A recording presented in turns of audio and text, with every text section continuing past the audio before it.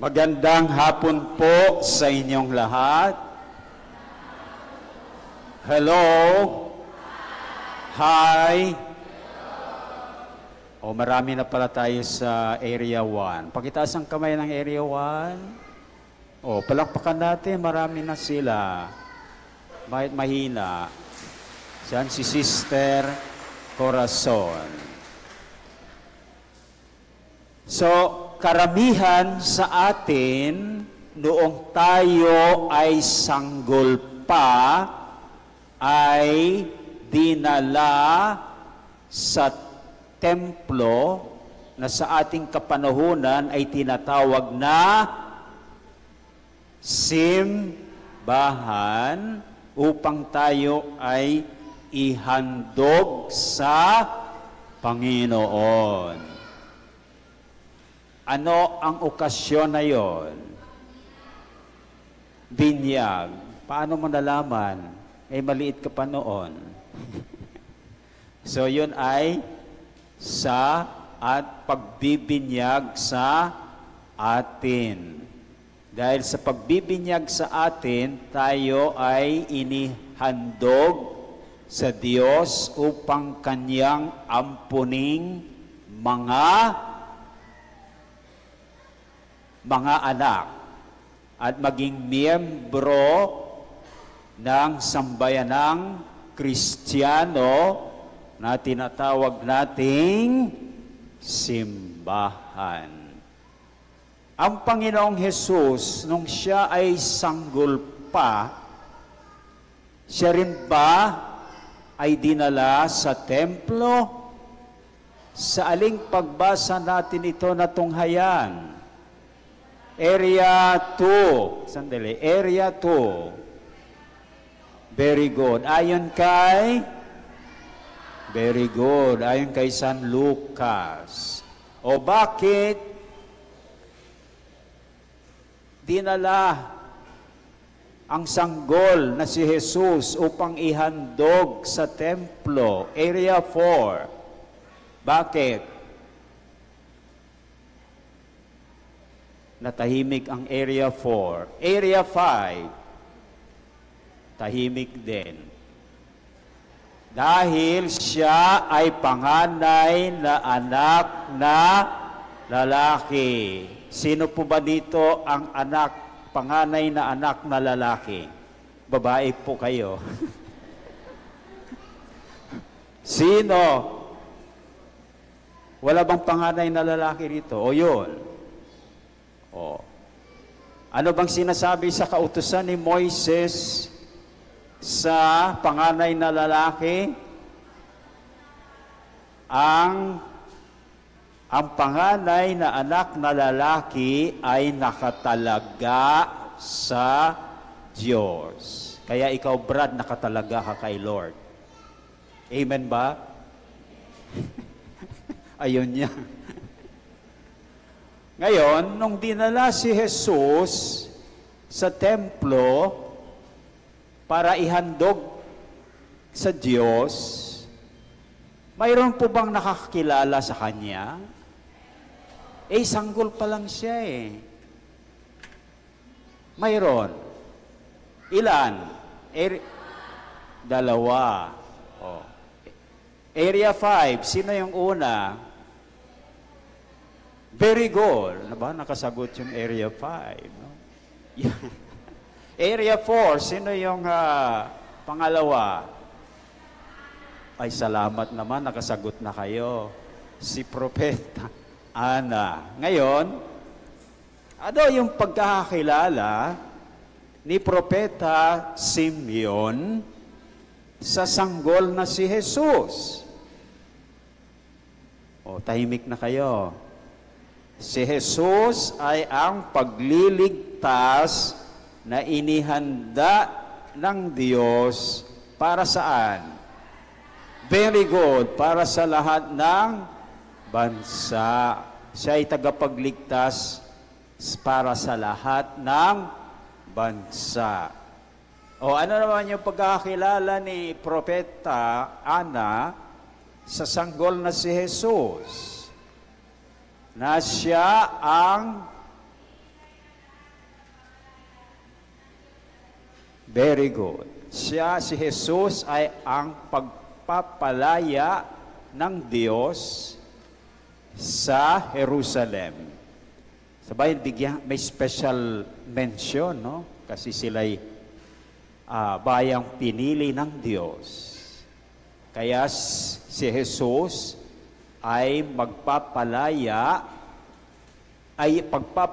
ng Diyos sa mga Hudyo, ang ibig sabihin niyan. So ngayon, dahil si Jesus ang pagliligtas ng Diyos sa lahat ng bansa, at si Jesus ang siyang pagpapalaya ng Diyos sa mga Hudyo, at ito ay ipinahayag ng dalawang propeta, ito ay nagdala ng pag-asa sa kanila. Kaya sila'y punong-puno. Yung kanilang kapanahunan ay naging punong-puno ng pag-asa. Bakit? Dahil darating na ang pagliligtas at pagpapalaya sa kanila. Amen? So, sila'y punong-puno ng pag-asa. Masasabi rin po ba yan sa atin ngayong kapanahunan natin na tayo ba ay punong-puno ng pag-asa? Lalong-lalo ngayon na nanawagan ang ating mga obispo, ang ating CBCP, sa kanilang sulat pastoral, na ang petsa ay ngayong araw, na sinasabi ay dapat daw basahin. Pero hindi ko na babasahin, no? Gusto niyang babasahin ko na lang. Ipapaliwanag ko na lang, no? So, sila'y nanawagan para sa paglalakbay ng pag-asa ngayong taon Jubileo 2025. Kaya ang taon ng Jubileo ng 2025 ay taon ng pag-asa. Kaya nananawagan ang ating mga obispo ng paglalakbay ng pag-asa sa taong ito. Kaya ang tanong, sa taong ito, tayo po ba ay punong-puno ng pag-asa? O ayon sa tanong ng ating mga obispo, may pag-asa pa ba? Dahil sinabi ng ating mga obispo, sa larangan ng moralidad, nariyan ang pagkawala ng takot sa paggawa ng kasalanan. Tama po ba sila? Parang sinasabi nila wala ng konsyensya ang mga tao ngayon. Gawa na lamang ng kasalanan o kasamaan. Agree ba kayo? Ayun yung mag-agree sa ating mga obispo? Agree? O, kung agree kayo, may pag-asa ba? Ay wala ng konsyensya yung mga tao eh. O. Pangalawa, sabi nila sa larangan ng ekolohiya, nariyan ang patuloy na pagdurusa dahil sa epekto ng mga unos at trahedya dahil sa pagbabago ng klima. O mga bata, alam niyo yung climate change? O alam pala nila eh. O nagdadala ito ng mga unos at trahedya. Tama po ba? O, kaya ang tanong, May pag-asa pa ba? Aba, mayroon pa. Tingnan natin kung hanggang kailan kayo magkaroon ng pag-asa. O, pangatlo, sabi ng mga obispo, sa ekonomiya, nariyan ang paglala ng kahirapan. Agree ba kayo? Mayroong paglala ngayon ng kahirapan? Bakit? Dahil sa pagtaas ng antas ng kawalan ng trabaho. Marami bang nawawalan ngayon ng trabaho? Oo. At sa pagtaas ng presyo ng mga bilihin. Tama ba yan? Ano, nahirapan na kayo sa presyo? O, kung gayon, may pag-asa pa ba? Ba, mayroon pa rin. Sa politika, sabi ng mga obispo, nariyan ang kahiyahiyang paglulustay ng pondo ng bayan. Agree kayo? Kita nyo?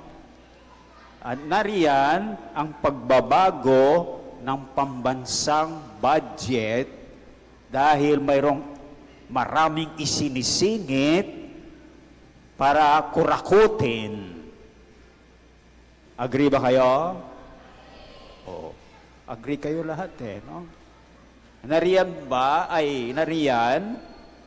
ang ginagawa ang politika na negosyong pampamilya. Agree ba kayo? Kaya tingnan ninyo, pagkatapos ng ama, sunod ang anak. Pagsunod ng anak, ina. Tapos babalik sa anak. Hindi ba? So, ginagamit ang popularidad, dinastiya, at pamamadrino. Agree ba kayo? O kung agree kayo, may pag-asa pa ba? Mayroon. Sa siguridad, sabi ng ating mga obispo, nariyan ang panganib sa ating soberenya. Tama? Dahil nga doon sa West Philippine Sea. Tama? Na inaangkin na ngayon ng China. Alam niyo yon? At kaya may panganib sa ating pambansang siguridad.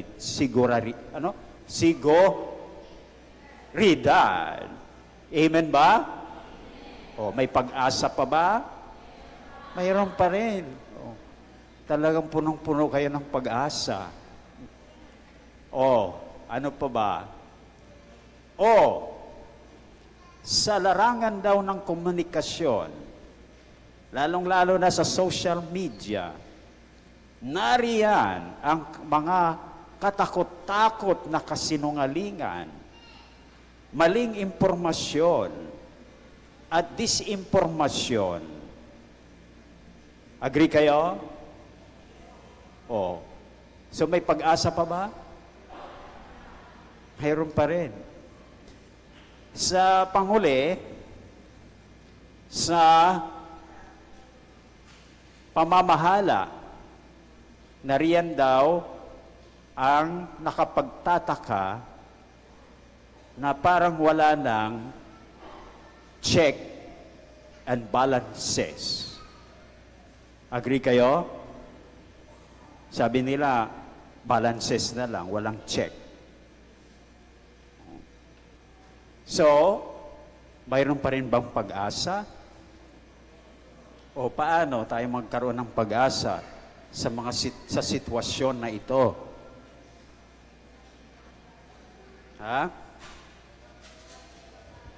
Habang buhay ay may Pag-asa. Eh kung wala ng buhay, ano na? So, mayroon pa rin pag-asa kung tulad ni na propeta Simeon at propeta Ana ay mayroon po tayong pagkakakilala sa Panginoong Hesus na ating tagapagligtas. Dahil kung kinikilala natin si Jesus na ating tagapagligtas, gagawin niya tayong instrumento ng kanyang pagliligtas. Amen? Ang magbibigay lang ako ng isang halimbawa, no? Kasi maraming halimbawang binigay sa atin ng mga obispo natin ay mag-alas 4:10 na, no? So isang ano lang, kung ang ating mga leader ay may pagkakakilala ayon sa ating mga obispo, may pagkakakilala kay Jesus na ating tagapagligtas, sila ay magiging instrumento ng ating Panginoong Jesus para iligtas tayo sa pamamagitan ng kanilang katapatan. Agree kayo?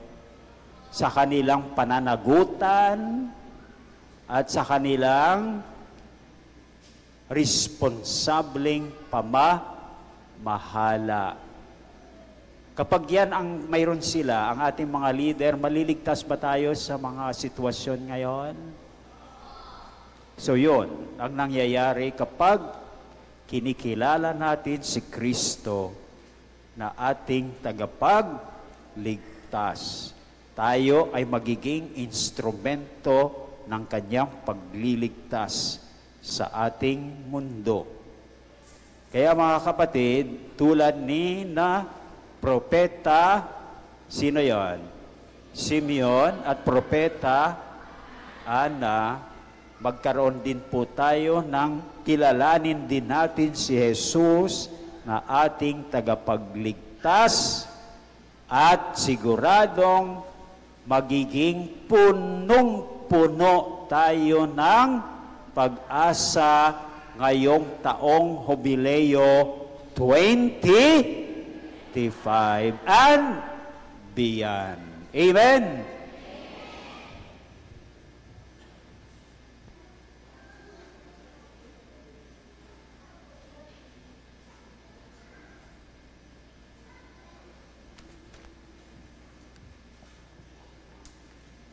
Magsitayo na po tayo upang ipahayag